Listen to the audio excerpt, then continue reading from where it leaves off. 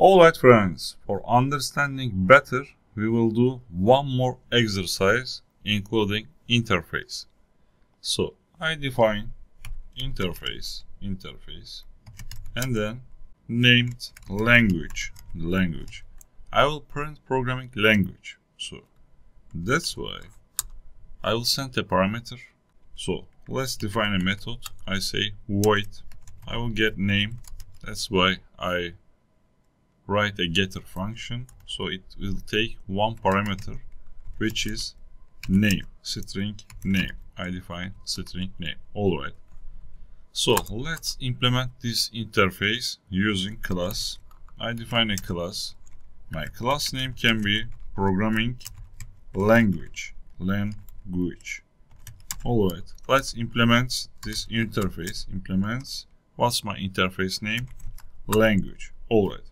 I open my curly braces, and then what I need to do? I need to implement interface method. So let's implement it. After public keyword, I copy these, and I come here, I paste it. Alright, so let's correct this. So I open my curly braces, and then what I need to do? I need to print after taking this parameter.